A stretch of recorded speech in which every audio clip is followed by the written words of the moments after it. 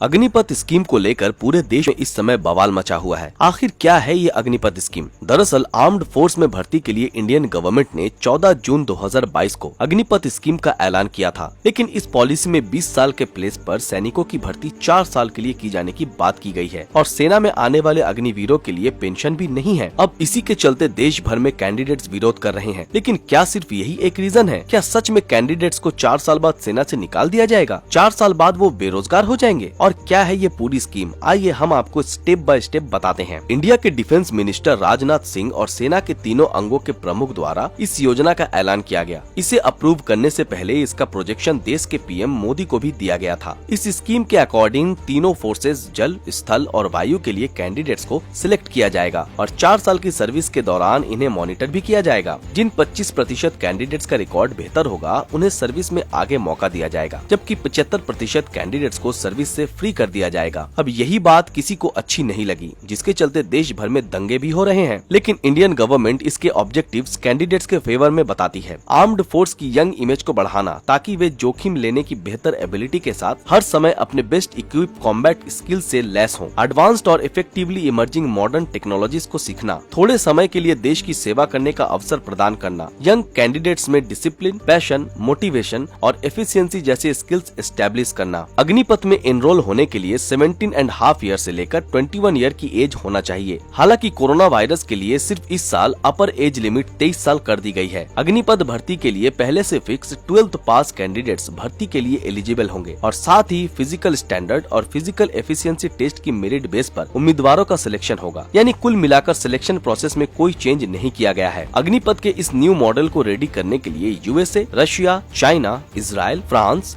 UK और German model को follow किया गया है। इसके एडवांटेजेस को बताते हुए इंडियन गवर्नमेंट ने डिटेल्ड ब्रोशर भी अपने वेबसाइट पर अपलोड की है। सभी देश इनिशियल कंपलसरी सर्विस के बाद सिलेक्शन प्रोसेस के आधार पर सैनिकों को उनकी पसंद की सर्विस में बनाए रखती है। सभी देशों में प्रारंभिक ट्रेनिंग पीरियड कम होती है। किसी सैनिक को लंबे पीरियड की सर्विस के लिए चुने जाने के बाद उसे स्पेशल ट्रेनिंग दी जाती है। इसके अलावा भी कई ऐसी छूट दी जाती है जिससे कि फ्री हुए सैनिक अपनी लाइफ को आगे बेहतर ढंग से बढ़ा सकें। अब बात आती है कि क्या सशस्त्र बलों में लड़कियां भी होंगी? तो इसके लिए अग्निवीर योजना के तहत भविष्य में महिलाओं की प्रगतिशील तरीके से भर्ती की जाएगी। अग्निपथ में पास होने वाले सभी कैंडिडेट्स को अग्निवीर के नाम से पुकारा जाएगा। इन अग्निवीरों को पहले साल लगभग 4.76 लाख रुपए का पैकेज मिलेगा, जबकि चौथे वर्ष में लगभग 6.92 लाख रुपए तक की बढ़ोतरी होगी। इसमें सेवानिधि स्कीम भी है, जिसमें कैंडिडेट्स अपनी मंथली इनकम का 30% और इतना ही गवर्नमेंट द्वारा पे किया जाएगा। सर्विस पूरा होने के बाद नौजवानों को 11.71 lakh tax free service fund package दिया जाएगा। इसमें और भी बहुत सारे बेनिफिट्स इंक्लूड हैं। अब वो सभी नागरिक जो अग्निवीर बनेंगे उनको सशस्त्र सैनिक बलों में रिक्रूट करने का अवसर बढ़ेंगे। सशक्त सैन्य बलों में मौजूदा संख्या से 3 गुना अधिक अग्निवीरों की भर्ती की जाएगी। लेकिन देश भर में हो रहे अग्निपथ के अगेंस्ट प्रदर्शन में प्रदर्शनकारी छात्रों का कहना है कि सेना में जाने के लिए जी तोड़ मेहनत करते हैं। उनका सवाल है कि ट्रेनिंग और छुट्टियों को मिला दें तो कोई सर्विस भला सिर्फ 4 साल की कैसे हो सकती है? सिर्फ 3 साल की ट्रेनिंग लेकर हम देश की रक्षा कैसे करेंगे? सरकार को ये योजना वापस लेनी ही पड़ेगी। इस तरह के सवालों का जवाब रक्षा मंत्री राजनाथ सिंह ने पहले ही दे दिया था। उन्होंने कहा था कि बहुत से मंत्रालयों और राज्य सरकारों ने ये इच्छा व्यक्त की है कि उनके मंत्रालयों, कॉर्पोरेशनों में अगर कोई भर्ती आती है तो अग्निवीरों को इसमें प्राथमिकता दी जाएगी। अग्निपथ को लेकर गृह मंत्री अमित शाह ने कहा है कि गृह 4 साल पूरा करने वाले अग्निवीरों को CAPFS और असम राइफल्स में भर्ती में प्राथमिकता देने का निर्णय लिया है। लेकिन क्या वाकई ऐसा होगा? आपको क्या लगता है? अग्निपथ योजना देश के हित में है? क्या छात्रों द्वारा किया जा रहा प्रदर्शन सही है? इस पर आप क्या सोचते हैं? हमें कमेंट में जरूर बताएं।